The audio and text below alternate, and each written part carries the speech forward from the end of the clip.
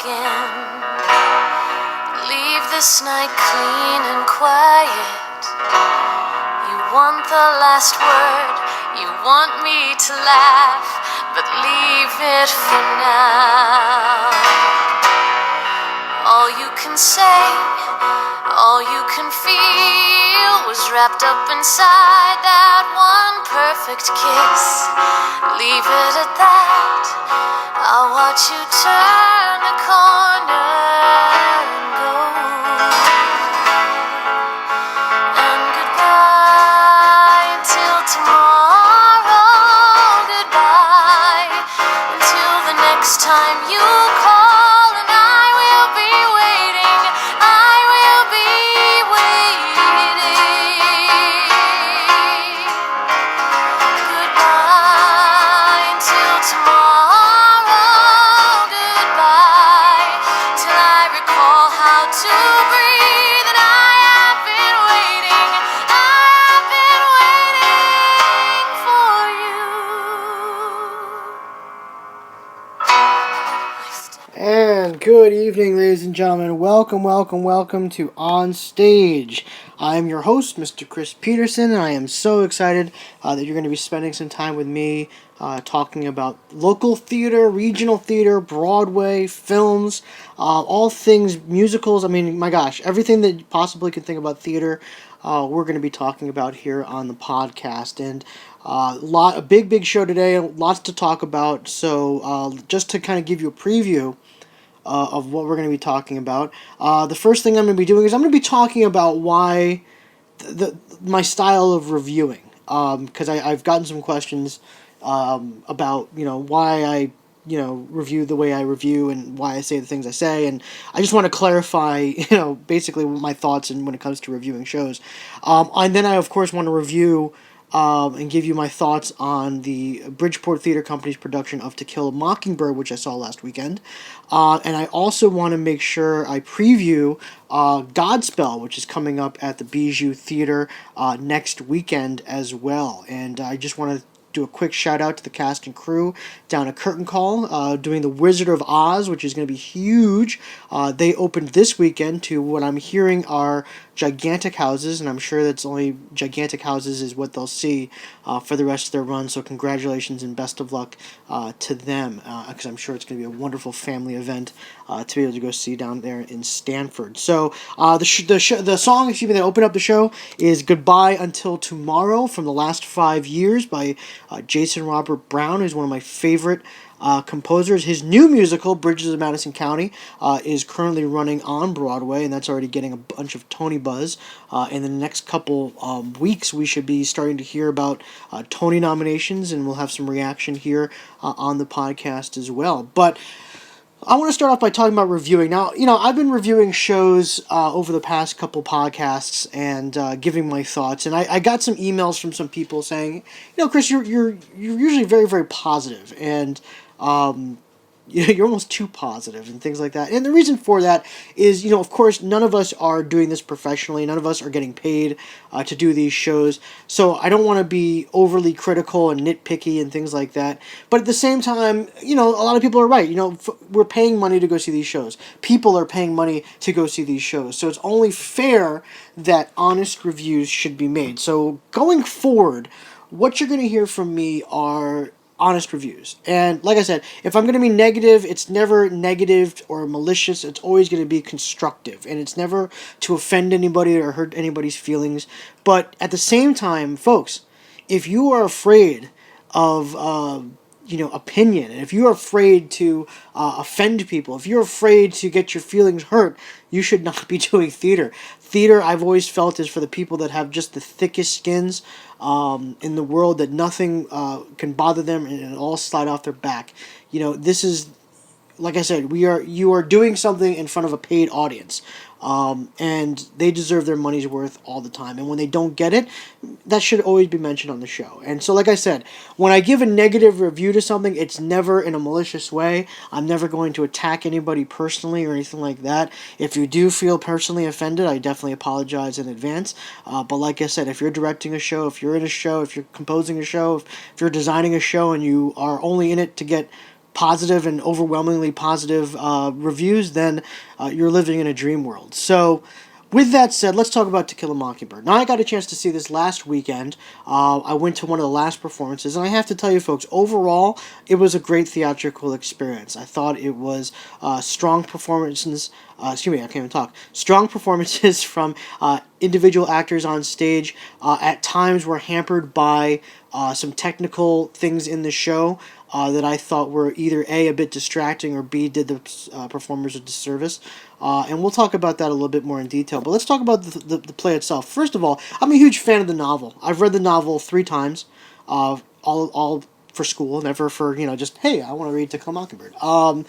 But in reading it in school, one of the great things about that experience is that you get to really study the text. You get to study the themes. You really get to talk about the characters and what they're going through and the context in which they're going through it. So, I'm not a To Kill a Mockingbird expert, but I certainly was very knowledgeable of basically what the entire play was about, the text is about, and everything. So, what I really liked about this production is that they really set themselves apart from other iterations of the show that I've seen it done before. I've seen this play done before. Obviously, I've seen the film, and I liked that. I really enjoyed the fact that this production really tried to separate itself and go in a completely different direction than those previous productions that I had seen. Starting off, the performances were really very good overall. From the leads to the ensemble, it was a strong overall cast. I thought, you know, Will Jeffries is one of the best actors in this area, hands down. If I had to sit down and really make a top 10 list, he would probably be right up there, either A at the top or B very close to it. I mean, I'd have to really sit down and think, but he's played some really iconic roles in the past that have been played by some of the great actors of our generation. And what I really liked about Will's preparation for this and his craft is that you can see the research. You can see the devotion, the time that he's taken to really immerse himself with the character. And I thought Will did a fantastic job. It was a much different performance than obviously what Gregory Peck had done, and I think a much lesser actor would have almost done an homage or in some cases an imitation of what Gregory Peck had done. But Will really tried to make Atticus his own. And Atticus is such an iconic figure. He's often been called the greatest hero in American literature. And obviously, AFI, when they did their 100 best heroes on screen, he was ranked number 1. So, the character is just such an icon. And Will really made it his own. He didn't try to do whatever other people did. He really made it his own. And you could just see the love and devotion that he had for the dialogue, the setting, the character, everything that he was going through on stage. You could see that Will was giving 100% of his craft. And I, as an audience member, really appreciated that. So, kudos to Will. This, I think, was one of his better performances I've seen him do in the era, which is saying a lot when you look at some of the parts that he's done. Other members of the cast that I thought did a really fantastic job. Kitty Robertson, who played Jean Louise Finch, I thought gave a really strong performance, who kind of played the narrator of the show. She kind of weave in and out, giving her recollections of the time. I thought Kitty delivered a very nice presentational performance to the audience. Really set the scene really nicely. Obviously, at the end of the show, there's a really nice emotional moment that I thought Kitty delivered. If anybody knows me, when I'm watching a show, I watch a show like a sporting event. So if I see something really good, I'm like, ooh, or I'm like, yes, or I make these ridiculous sound effects, nodding my head, all these things with my face. That's just what I do. I react to a theater like a sporting event. And there were several moments in this play with Kitty's role that I was just like, yeah, that's it right there. That's exactly that's the note she should have hit. And never overdid it. And really delivered a very strong performance by Kitty. So congratulations to her. The kids were great. Scout, played by Claire Reagan, and Jem, who played by Tyler Felsen. Man, I hope these kids stick with theater. I really do. They think they have a ton of potential. And if this is where they are now at their age, good God, I have, the possibilities are endless for these two kids as they get older. So congratulations to them. I really hope they stick with theater. Other members of the company I definitely want to make sure I mention. Kevin Pelkey turned in a really great performance as Sheriff Tate. Lynette Victoria, who once again delivered just a dynamite performance as Mayella Ewell. She was great in The Crucible. She was even better in Of Mice and Men. And she was great in this. So, I think it's just, she's on her way. I mean, this girl can do whatever she wants. And I would love to work with her in the future. She's definitely on my list. Bob Ewell, Roger Dykman, I thought it was a really interesting performance. For me, anytime one is playing a racist on stage, it's so easy and cliched to go towards the hateful, cliched racist of the South during that period of time. But when I've directed shows that have taken place during this time, I always tell my cast, these people are brought up to believe these things. In their minds, they're not wrong. And I said, I was once doing a show where I told an actor, I said, because when he was being derogatory towards African Americans on stage, in the role called for that, obviously, he had trouble doing it. I said, look, instead of going towards the hateful, try just being disgusted. And I said, that's really the context of how some of these people felt during that time. I said, so what disgusts you? Is it spiders? Is it bugs? Is it sour milk? I said, react to these characters on stage that way. And it changed his complete performance. So I thought at times, I think that Roger went that direction of the typical, just hate, hate, hate. But then you could also see little bits and pieces of that as well, and I would have loved to have seen more of that. But very strong performance by Roger. I thought this was one of his better ones as well. Ryan L. and Everton Ricketts, who played the Robinsons, the accused Tom Robinson, and I thought Ryan delivered a very nice performance as well. Stephen Giraco and John Atkin, who played the prosecutor and the judge, respectively. Great performances by those two. I have the utmost respect for John and Stephen. They are both on my list of people that I would just absolutely love to work with at some point, and hopefully will in the near future. And they turned in some really solid performances. John actually made me laugh consistently throughout the show, and I thought it was very fitting that he played the judge, and he really did a nice job in that role. So congratulations to John. Andrea Garman, once again, great performance as Mrs. Atkinson. Laura Lynn, who played Stephanie Crawford. I don't know Lauren. This is my first time seeing her on stage, but very strong performance. Great job. So I thought, like I said, great performances, at times hampered by technical issues with the show. Now, what am I talking about? Well, I was sitting in the back row of the theater, practically, up in the balcony, so sound automatically is going to be an issue no matter what. So I went in knowing that. But it was obviously a choice to mic some of the actors rather than others. And the problem that I had with that was when you mic some of the actors, but not everybody, when someone who is not mic'd is talking to someone who is mic'd, and then all of a sudden either turns away or changes direction, there's obviously a sound decline, dramatic. So, for instance, when Kevin Pelkey is talking to Scout, and obviously the kids were mic'd because they had to be, and Kevin would turn away, his voice would just naturally go down because you can't hear the guy because he's no longer on mic. So, for me being an audience member that has ADD, that was like a nightmare to go through because it was like, what did he say? I'll be honest with you, I probably actually understood clearly maybe like 60% of the show. And thank God I read the books, thank God I've seen the movie, thank God I've seen the other production, so I knew what was going on. But sitting in that back row, just the sound quality was just not great overall in the show. And that had to do with the space itself, first of all, doesn't have just a great natural acoustic sound to it. But also there are a lot of other factors. First of all, you got a theater full of people eating and drinking, so that's going to make noise.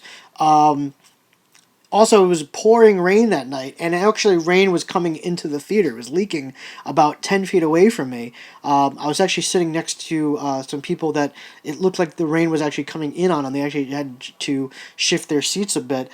So that was distracting as well. So like I said, having ADD, it's the worst thing in the world to have that go on because then I'm just clearly distracted throughout. But like I said, very strong performance throughout. I have issues with scoring plays during dialogue scenes. I have no problem during interludes, but I do have issues when a musical score comes in during the scene. Once again, I think it's a bit distracting. It's not. I don't feel it's the right place for a play, but like I said, that's my own opinion. It's a choice, and some people love it, some people don't. But it's not my thing. So.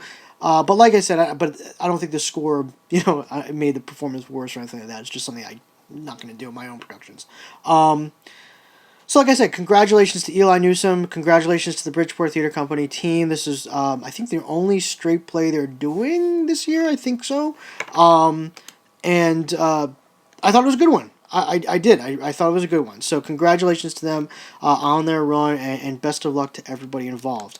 So, moving on. Now to a show that closed, to a show that's opening next week, also in Bridgeport, is the Stephen Schwartz classic Godspell, which is opening up at the Bijou Theater, coming up on April 11th through the 19th. Folks, I gotta tell you, Godspell is one of my favorite musicals of all time. The music is incredible. The story is incredible. For those of you who are religious, for those of you who aren't religious, you can still go see this musical, and have a fantastic time. The music is solid from Day by Day to, Learn Your Lessons Well. By My Side is one of my favorite songs in Broadway history. And very wisely, the director, Maggie Pangrazio, released kind of a snippet of By My Side on Facebook this past week, and it just sounded incredible. So everything I've heard, Kevin McNair is a good friend of mine, and is I believe he's either stage managing or designing this, but has told me over and over again, and obviously on Facebook, that this is a production not to be missed. So, folks, get your tickets soon. I mean, for $20, 25 if you want to sit at a table and have some drinks and food during the performance. It is an unbelievable bargain. And I gotta tell you, the cast looks on paper fantastic. Excuse me, I had to drink some water. Playing the lead role of Jesus is Jennifer Menendez. I pronounced your name probably wrong, and I apologize. Who's playing Jesus? Mark Prada is playing Judas, and Mark is another very talented individual. Heather Abrado, Robin. Jim Norton's playing Joe. Jennifer Subtil is playing Peggy, which is one of my favorite roles. Kevin Pelkey as Lamar, which is a great role for Kevin.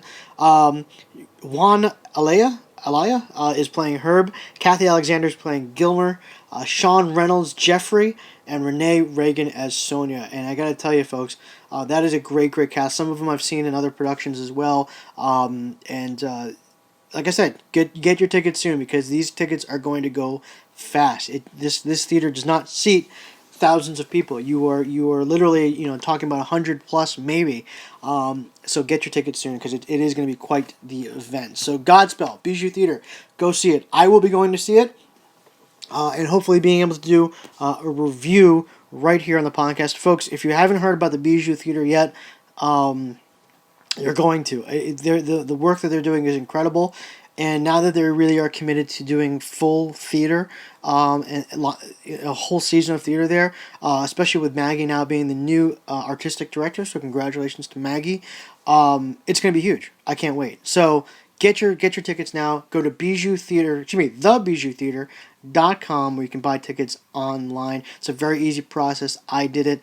So yeah, do it soon. What else do I want to talk?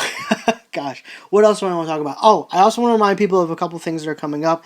Like I said, at the end of the season, I will be doing the best of, or our favorite picks. I have basically selected 6 other people, who go see theater on a regular basis that aren't affiliated with any theaters. So there's certainly not any bias or favoritism towards one theater or the other in their productions. But we are going to get together and actually give our top 5 for respective categories, such as Best Actress in a Play, Best Supporting Actor in a Play, Best Musical, Best Breakout Performance, all these different categories. So we'll be releasing those right here on the podcast, and that should be exciting. Also, once again, I want to mention that I'm going to be directing next season. I'm going to be doing Noel Coward's play Relative Values, which is one of my favorite Coward plays. I've done Coward before, and it's a wonderful opportunity to revisit this, and I'll be doing that at the Wilton Play Shop this time next year. So I'm really looking forward to working with that theater group, because they've been amazing over the past couple of years in some of the productions that they've done. The final topic I want to talk about is I guess you could say I want to take a short walk down memory lane. I want to talk about my first two productions that I directed in this area. My first three productions I directed in this area. And over the next couple of podcasts, I'm going to be talking about casts, people I've worked with, designers I've worked with, stage managers I've worked with, theaters I've worked with. So this way, hopefully, if you're thinking about directing a show in the next couple of years, it'll be really, really informative for you. But I just want to talk about I was going to talk about my first three productions, but I think I'll just start with my first one, and that was Private Lives, which was, of course, the Noel Coward classic. It was actually the first show I ever directed as at the Eastbound Theater back in 2007. And what was nice at that time was it was very easy for me to direct a show there. I simply sent in a proposal, and within a couple months, I got word back that they had selected it. So if anybody is interested in directing at the Eastbound, that's really all you have to do is you just have to submit it, play proposals, and then they have a committee that votes on it. So they picked Private Lives, which is great. It was a play that I had done many, many times, scenes from, in college, and I knew it very, very well. So I was really looking forward to doing this. And the casting process was really easy, which I really enjoyed, and looking back on miss sometimes. Playing the lead role of Amanda was Kim Carlson, who, if you haven't worked with Kim, is just a tremendous actress, just a powerhouse, and just really embodied everything that Amanda was perfectly. And for someone like myself, this is their first production that they've ever directed. Having Kim in the cast was a real treat because she would ask me some really phenomenal questions about, character, motivations, movement on stage, choices. She asked questions about everything. And for a director, it was never frustrating for me. It was never, done as a kind of a diva-ish act. It was really, to really make the best performance possible. And I cannot tell her how much I appreciated that. I would love to work with Kim again. She was an excellent, excellent performer, and turned in a wonderful performance. So it was really great for me to be able to direct someone like that. And in the same vein, I cast Peter Wood as Elliot. And once again, Peter's a great actor himself. The two of them had fantastic chemistry together. They had done some work together before. So it was nice directing two people that knew each other, that worked well with each other. And it was great. It was a great performance. Playing the other two actors were playing their two spouses, so to speak. One was April Ciccarella, who played Sybil. And April was very young, but definitely brought a great naive energy to the role that I wanted in Sybil.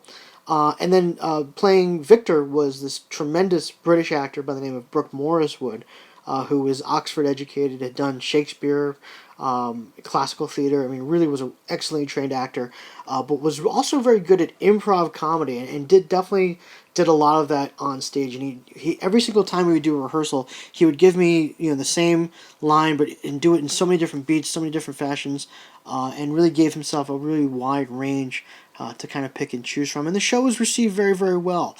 Playing the fifth role was Wendy Hironeski, who played kind of this maid that would come in, say some lines in French and then walk out, and she was wonderful to work with as well.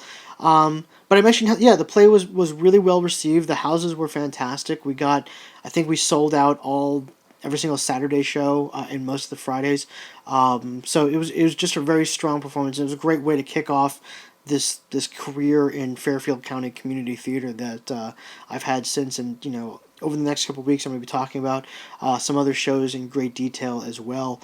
But that's it for today, folks. That's all I really wanted to talk about. I wanted to try to make this less than a half an hour because I know a lot of you have been listening, and I want to thank you for that. Next week, it'll be a little bit longer. We're going to be talking about some more productions I've directed. Hopefully have some announcements about next season. So thank you so much for listening, folks. I really, really appreciate it. We're going to cut this today, and playing us out is this is from Godspell. So like I said, good luck to the cast of the Godspell at the Bijou Theater. This is Light of the World. So thank you so much, folks. Have a wonderful week. This is On Stage. I'm Chris Peterson. See you later.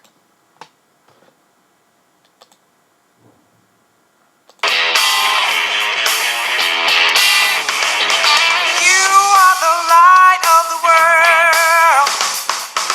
You a bushel, it's lost something kind of crucial. You gotta stick by to be the light.